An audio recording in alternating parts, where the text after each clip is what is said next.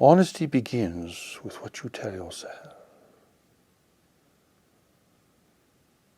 And clarity or deception is determined by what you listen to within yourself. What self you are really listening to. For part of you is wise and part of you is unwise. How can you tell the difference? And where can you find the part of you that is wise? And why is it wise? Can that part of you that is wise be counted on to face the unexpected, to navigate the uncertain times ahead? These are all very important questions, because humanity's ability to deceive itself is very remarkable and has attained a great extent with tragic and unnecessary consequences. People are confident, but is this confidence really real? Is it based upon a deeper assessment? Is it connected with reality, or is it merely a hope that is a cover for fear? Is it a pretension? Is it a sign of weakness? People are blinded by their false self-confidence. They think that things will not change, and then things change. They think the world will be as it was before, and then it is changing, and changing rapidly. They are confident in their abilities, in their judgments. They are confident in the nation and the infrastructure of the nation. They are confident in the economy and in the good intentions of others. Where is this confidence well-founded, and when does it become false and deceptive and destructive? The answer lies really in what you listen to within yourself, what you value within yourself. Here you have two fundamental choices. You have your personal mind, which has been conditioned by the world, which is largely governed by fear and insecurity. A personal mind whose desires are endless, and whose fears and concerns are pervasive and never-ending. When you have confidence in this personal mind, then you will not listen to the deeper mind within you. And you will discount the testimony of others that runs counter to your assumptions and your proclamations. Here you will be blind, and you will teach others to be blind. You will proclaim yourself. You will assert your self-confidence. Usually with great agreement and recommendation from others. But you are really blind. Now you are not only blind, but you are blind, arrogant, and foolish. And this is a recipe for disaster. This is where you do not see the change coming. You do not see the signs of change. You do not heed the warnings of change. And the demonstration of this blindness is all around you. People are receiving guidance and signs from the world. They are receiving guidance and signs from their mind and their own body, warning them of stress, disability, markers demonstrating that you are going too far. You are exceeding the limits of your capacity. You are entering into dangerous territory. You will receive signs telling you that your decisions are being guided by mere assumptions, or the assumptions of others, when in fact they contradict what your deeper nature is telling you. When you listen to your personal side, you will be governed by the world,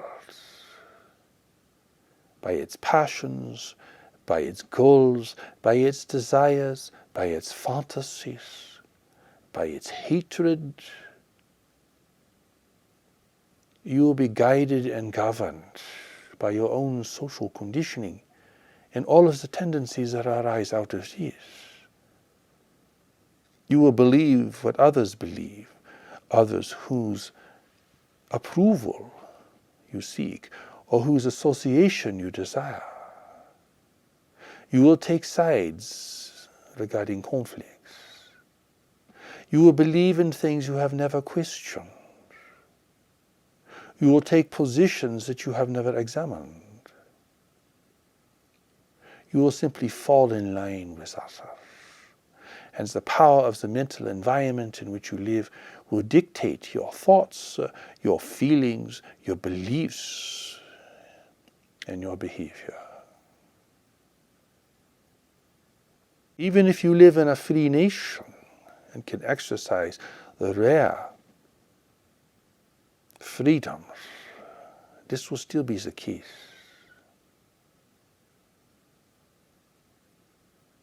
As a result, most people cannot think for themselves. Their critical analysis is really limited.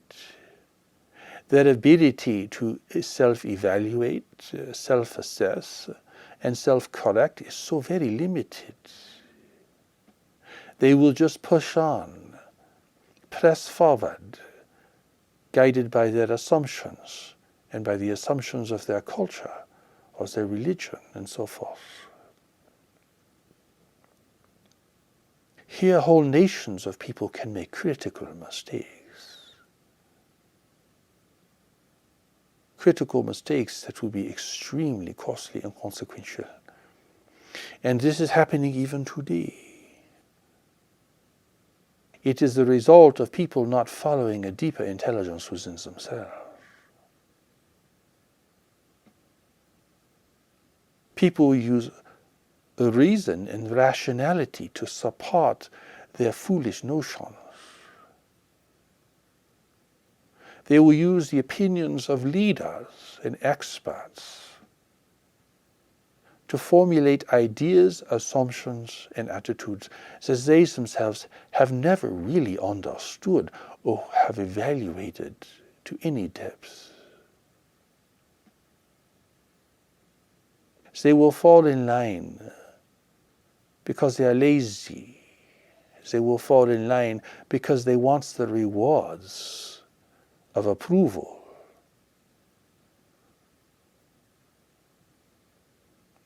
They do not want to have to do the difficult work that self-examination really requires.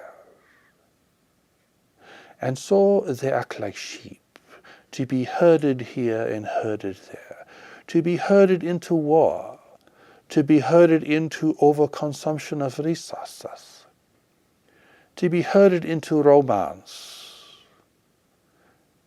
to be herded wherever those who are setting the trends for culture and society are leading them.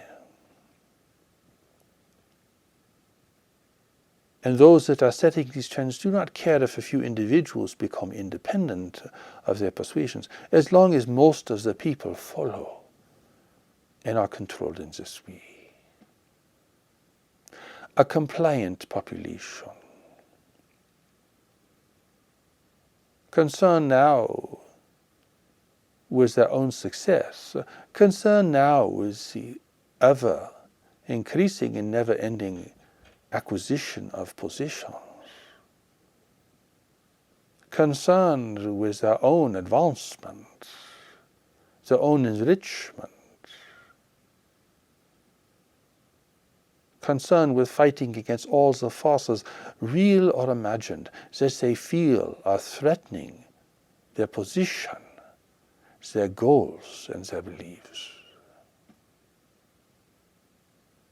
They are now governed by greed and fear and can vacillate from one to the other. So if things do not look good in the economy, people are afraid.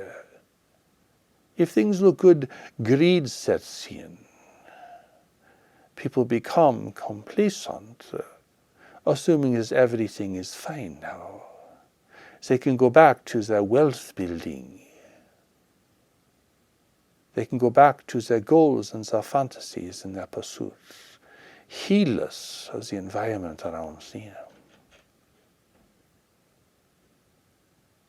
We are painting a very dark picture here because the picture really is dark.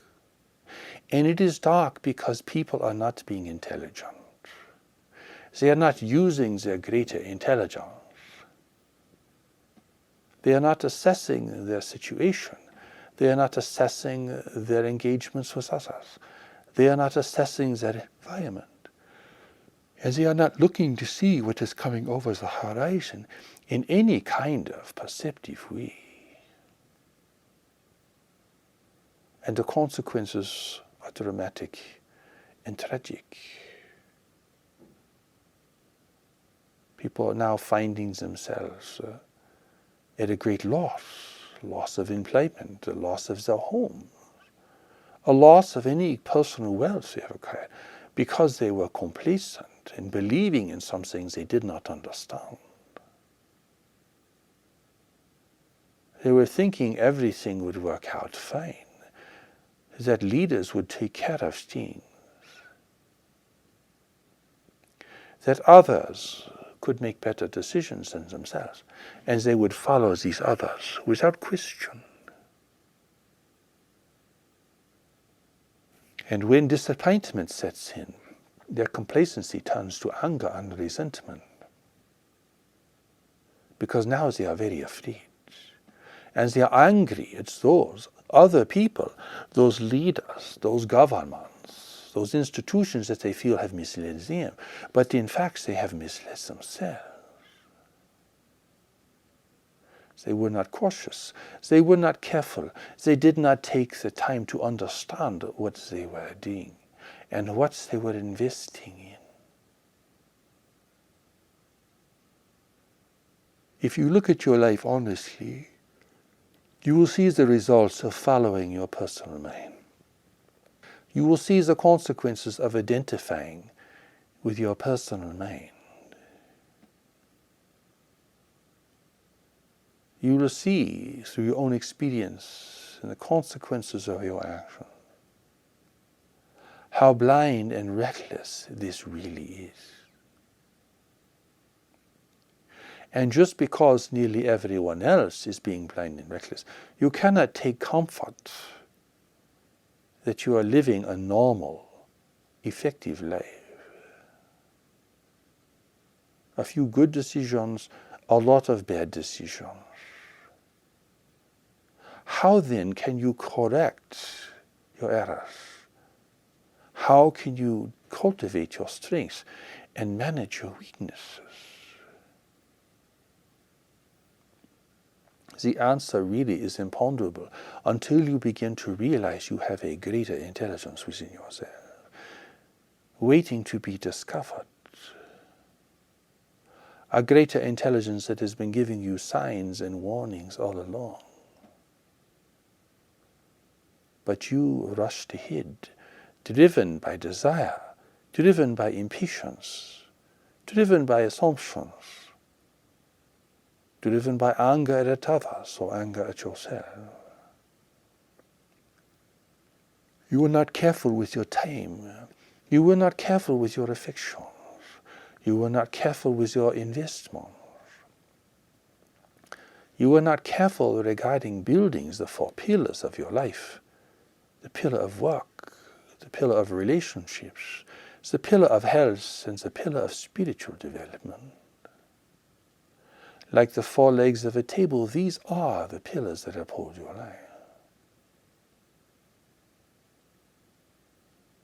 People's lives are increasingly unstable because they haven't built these pillars, or they have concentrated only on one or two of them to the exclusion and the neglect of the others.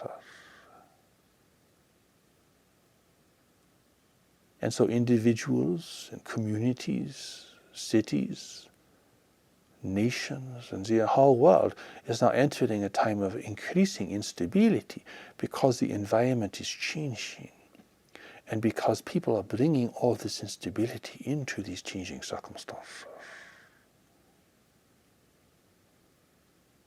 As a result, events are happening, change is occurring. Things are collapsing. Governments and peoples are in grave danger. The great waves of change are coming. Environmental decline, resource depletion, increasing economic instability, and the growing risk of conflict and war over the remaining resources. People are entering this very difficult period in a pretty unstable state. Here, following the deeper mind within you isn't simply something for your personal edification. It is really now about survival and well-being and your future ability to succeed and to be of service to others. It is not merely a spiritual goal. It is a practical necessity. This greater intelligence within you is not the product of your culture, your family, or your religion. It is created by God to guide you, to protect you, and to lead you to greater accomplishments in life. It is fully prepared to deal with the great uncertainties that are now arising and which will increase in the future. It is prepared to navigate the troubled waters ahead. It is not deceived by beauty, wealth, or power. It is not persuaded by charm or elegance. It is free, it is clear, it is powerful. It cannot be seduced or induced to go against its real nature. What else honestly within you has this power and this immunity and has this freedom from error and confusion?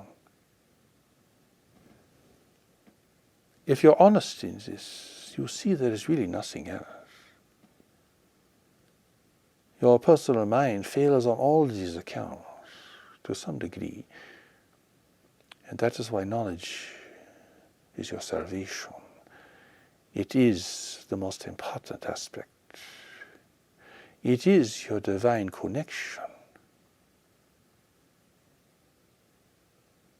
It transcends the intellect and operates beyond the realm of the intellect. It is mysterious. It cannot be defined. It cannot be controlled. It cannot be used for selfish purposes.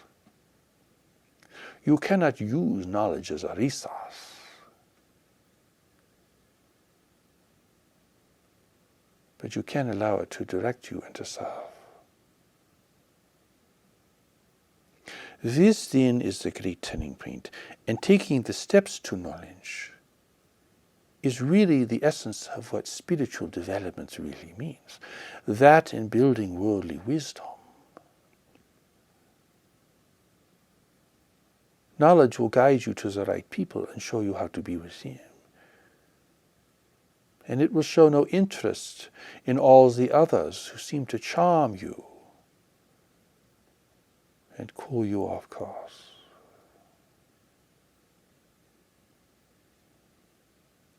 This then is the real essence of the message.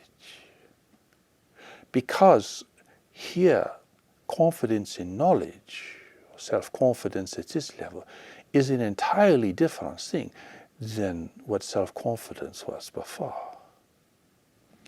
And self-deception becomes revealed because you see all of the tendencies that are still so powerful within you to lunge for certain things and to deny other things. In taking the steps to knowledge, you begin to see how much your mind is governed by fear and compulsion and the approval of others. You see how automatic your behavior is. You see how reckless your decisions are. You begin to uncover the assumptions that you have adopted from your culture and society. And it is a real struggle within yourself to liberate yourself from these powerful influences that have governed your life in the past, and that seem to govern almost everyone around you to such a great degree. And this sets in motion a deep evaluation of your life, a sorting out, a coming to terms with where you really stand regarding your engagements with people and your relationship with your work, and where you live and how you live. Perhaps you have already begun this deep evaluation, but it is really something that is very pervasive if it is carried to its completion. It is shifting your allegiance from one mind to another. Now you are beginning to see that your personal mind is a necessary vehicle of communication in the world. Your intellect is important. Your ideas are important. Your feelings and emotions are important. But they are all really to serve a greater power within yourself. Here true authority is a return to where it really belongs within you and within others. And you will be shocked and dismayed at the recklessness of people around you, their false self-confidence, the foolish things they tell themselves to reassure themselves, and the dreadful consequences that they create for themselves and for others as a result of following the false guide and teacher within themselves.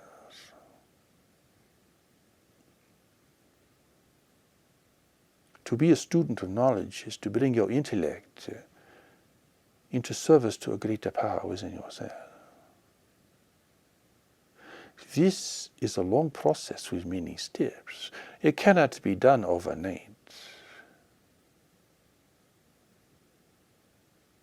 For it requires that you locate the evidence of knowledge within yourself, that you do an evaluation of your past to see how knowledge has communicated to you in the past, and to what degree you followed this guidance or denied it.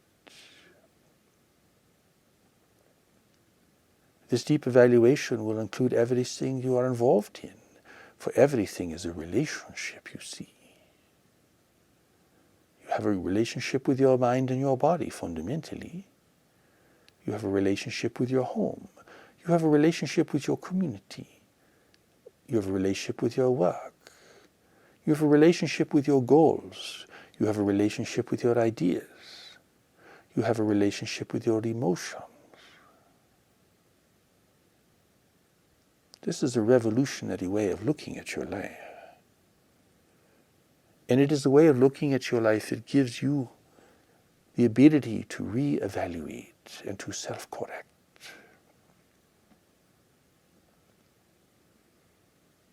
Otherwise, you are just being pulled along by forces within yourself and beyond yourself you cannot see or understand.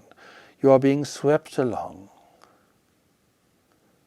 hoping all the time that things will work out, believing and hoping, but really powerless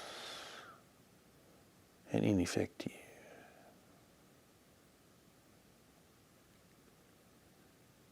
Even when people try to become very controlling and very dominating, it is still only just a compensation for their weakness.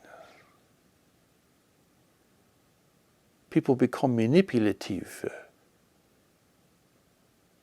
because they do not have any real self-confidence. And they cannot discern the real merits and power in other people. So now they must control, dominate, and manipulate people to get what they want. So many of the behaviors you see around you are governed by this fundamental insecurity and inability. You come to knowledge then because you need knowledge. You realize the limits of your ideas. You realize the blindness of your assumptions. You realize how prone to error you are in certain parts of your life. You come to knowledge then because you need knowledge. But you also come to knowledge because there is a deeper need within you.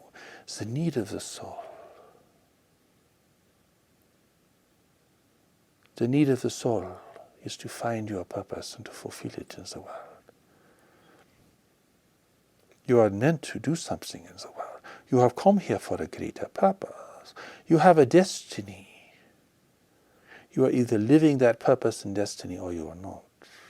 And if you are not, then no amount of pleasure or escape or personal success can offset the tension and the restlessness that exists within you.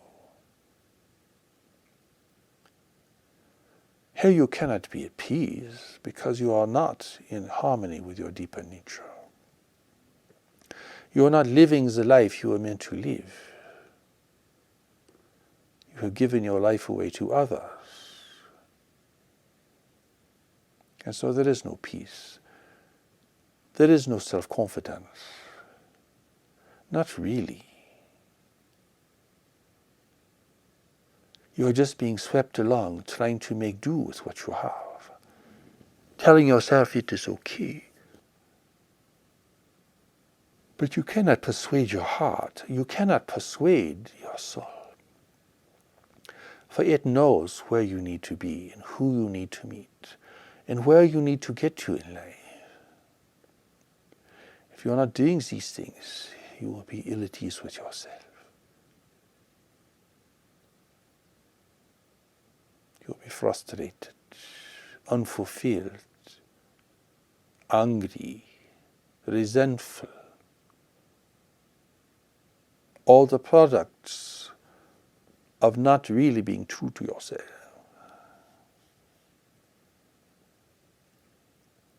Therefore, you come to knowledge finally because you realize that your life isn't what it really is meant to be. That your mind is unhealthy. That your life is out of accord with its true purpose. And you know this even if you don't know what the purpose is, because of the discomfort you have and the irresolution you live with.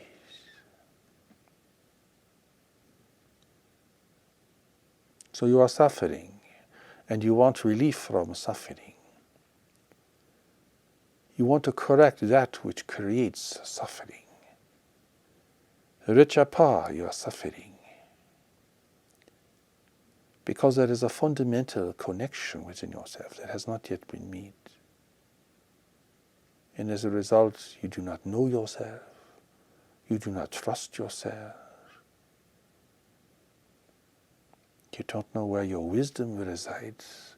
You don't know the real nature of your strength. You're going on appearances and assumptions without any real clarity or certainty.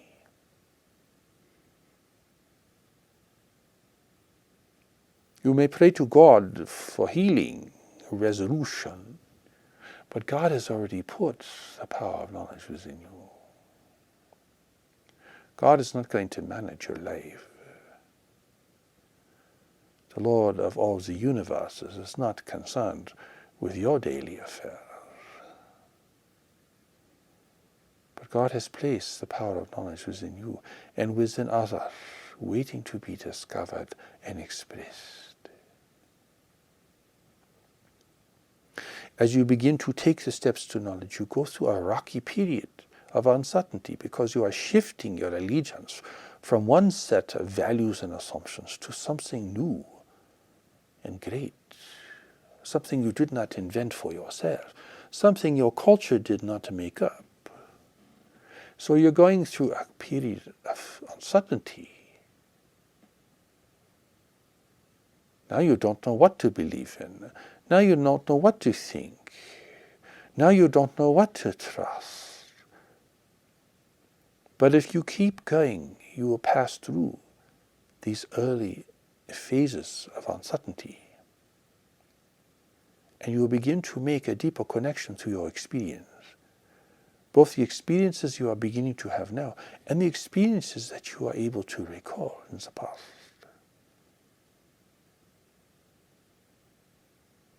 You will begin thinking that knowledge is a resource for your mind.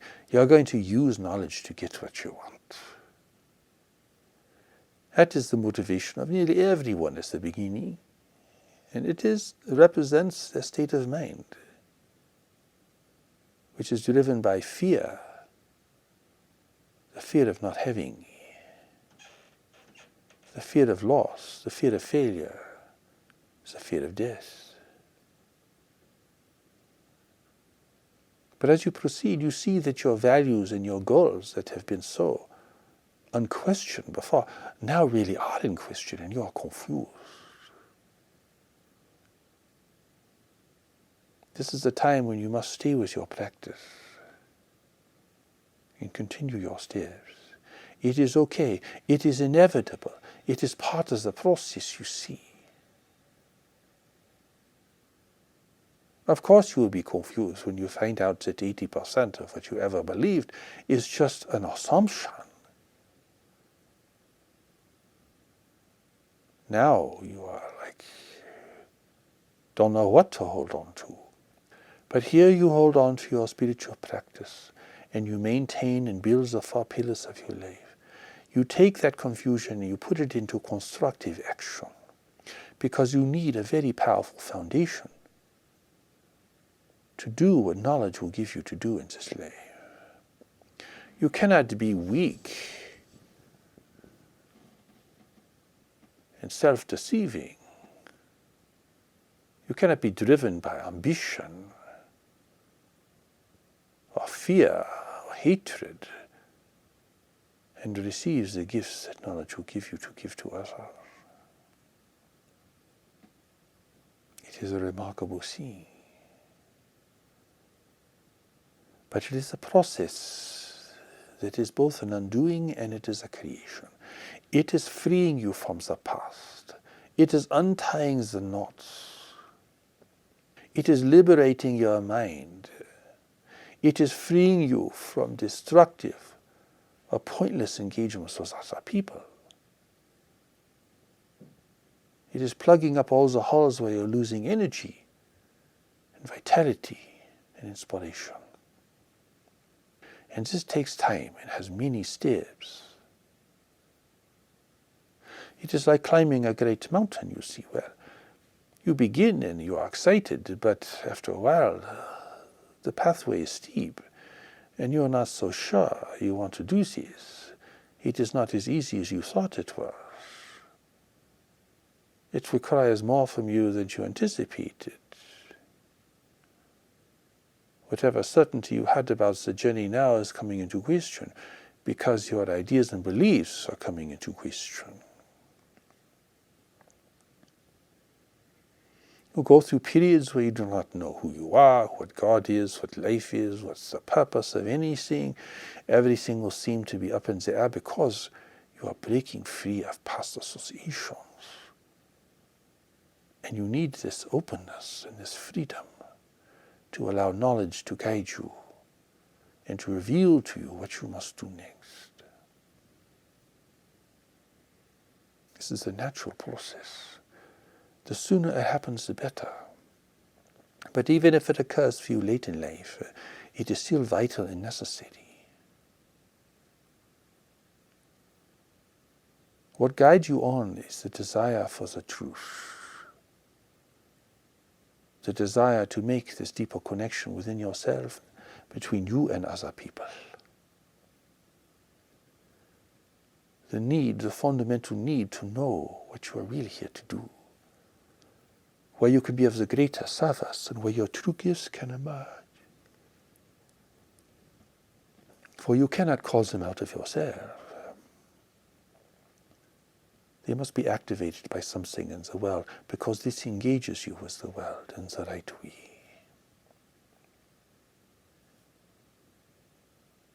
At the beginning you do not know how great the mountain is. You do not understand the process of redemption. Perhaps you have many ideas about these things, but in the process you need something more powerful than ideas to guide you and to lead you on. You have to find a deeper commitment. This is not an intellectual quest. This is not an academic pursuit. This is not a search for answers alone. It is a search for your real life. You must have faith that there is a real life for you, that you do have a greater purpose, that you have come from a sacred environment into a worldly environment for a purpose, to accomplish specific things with certain people. This is a matter of faith now, because you are unsure. In your deep evaluation, if you begin to really review your past, recalling times that you really knew something, and recalling whether you followed that knowledge or not, you will begin to see there is a thread through your whole life, and that knowledge is not some future possibility. It has actually been with you all along. But you have been all over the place. You have been guided by your friends. You have been guided by your desires. You have been guided by your fear. You have been guided by your hobbies, your attitudes, your emotions. You've been guided by the world in all of its confusion and conflicts. Don't worry, this is true for everyone. But it is part of your assessment, you see. You review your past relationships. What motivated you to be in this relationship? What were the signs from knowledge and from the world that maybe you should not have become involved? And what happened as a result? And what did this relationship yield for you? Did it support the emergence of knowledge within you? Did it give you real wisdom? Did it acknowledge that you are here for a greater purpose? Or was it about pursuing other things? Being safe and comfortable, being happy and secure. Those are all fine, of course, but they are the result of a greater pursuit.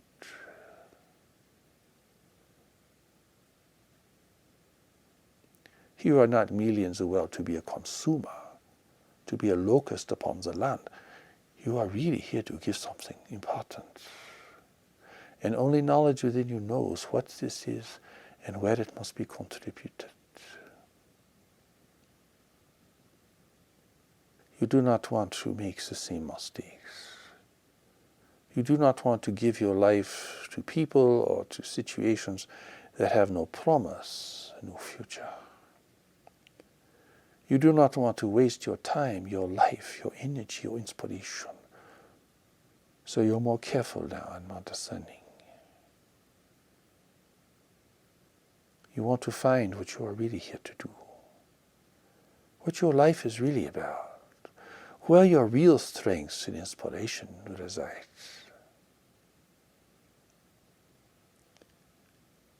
So your values change, your priorities change.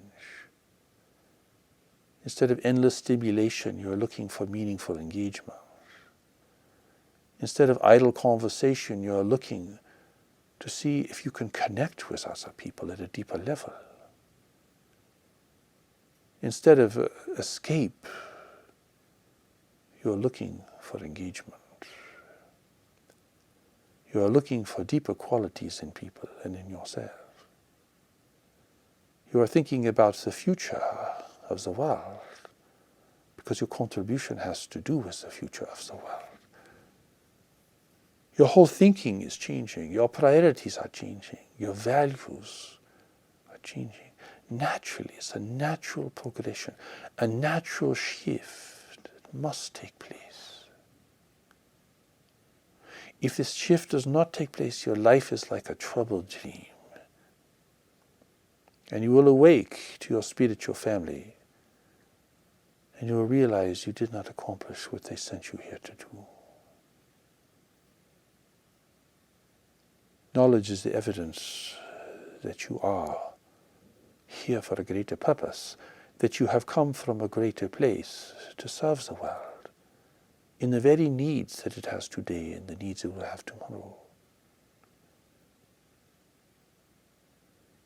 It's a sign that you have come from a greater life, to give something to the world. And this sign is not what you think or what you want necessarily. For knowledge is not governed by the desires of the mind.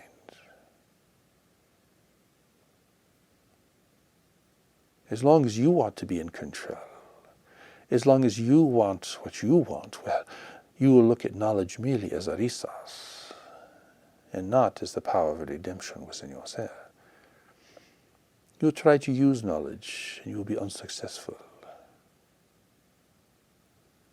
You'll try to have the same relationship with knowledge that perhaps you have with everything else, which is conditional,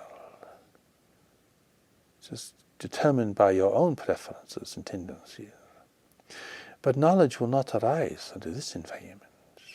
It is waiting for the time when you sincerely desire it and need it, and begin to recognize its central importance to your life.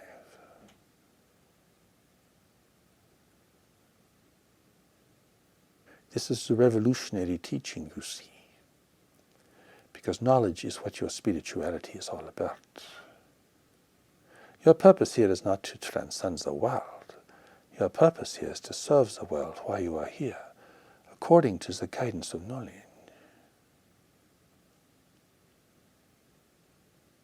And to learn along the way the lessons of forgiveness, the lessons of discernment and discretion, the lessons of recognition in others. So many things are learned along the way. And as the process you are restored to your true self, no longer a stranger to yourself now, you can begin to really allow knowledge to show you what is real. If knowledge does not respond to something, well, it cannot be important for you. If knowledge is not impressed, why should you be impressed? If knowledge does not respond to this other person in relationship, then why should you respond? You see, this is where the connection begins to teach you through experience every day. You learn to be patient, you learn to wait, you learn to watch, you learn to listen. You gain skill in discerning the movements within your own life, and to tell the difference between what is true and what is not true within your own mind. All this creates a whole new set of skills that take time to develop, a whole range of abilities that are central to your success and accomplishment, a whole range of skills and abilities that you will be able to teach to others as a result of allowing them to be cultivated and expressed in your own life.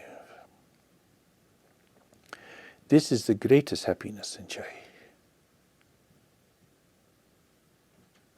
For you have escaped ambivalence and foolishness and arrogance within yourself. And now you can teach others the way. You teach by demonstration here most powerfully.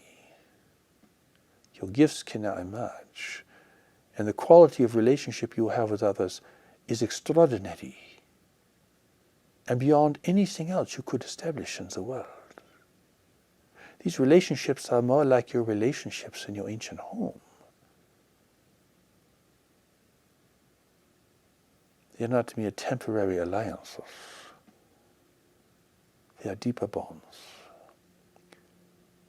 And this is natural and necessary for you, and represents part of your fulfillment in a world where people are estranged from themselves and each other, and from the power and presence of knowledge that lives within them.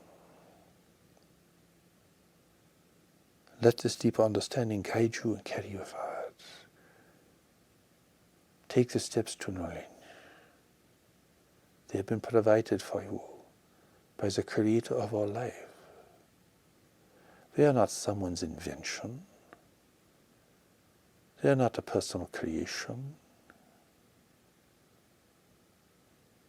You are blessed to receive this message, to learn of these things, to be challenged in this way,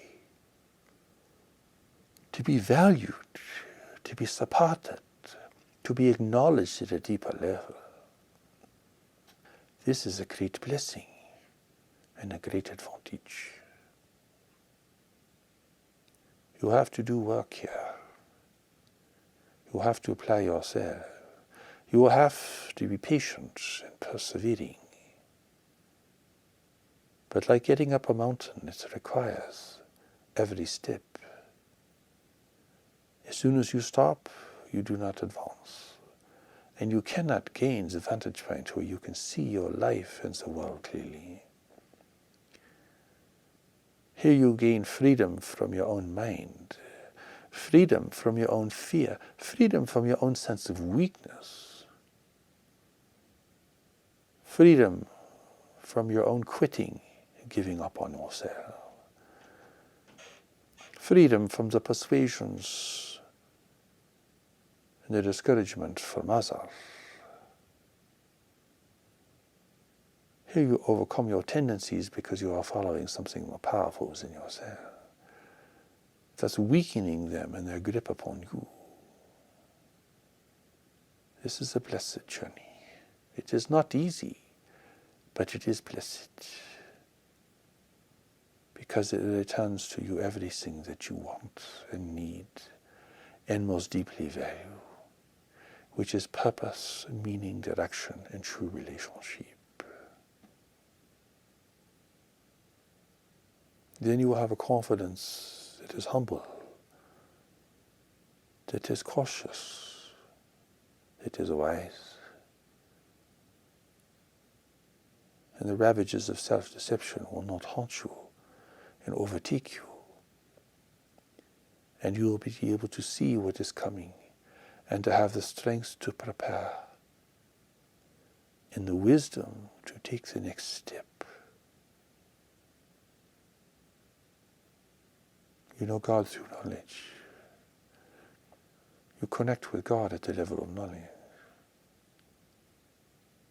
And knowledge is mysterious, but also practical. It is here and it is there and it is everywhere. And you see this in others. And you see the struggles that others go through in their attempt to gain access to knowledge and to trust it and to follow it and to set aside their goals and preferences to make this possible. And you see your life is really has great promise. Not because you just think it does, but because you feel it within yourself. And you are not going to give this up for anything, not for love and not for money, because it is the source of your life, and it is the most precious thing.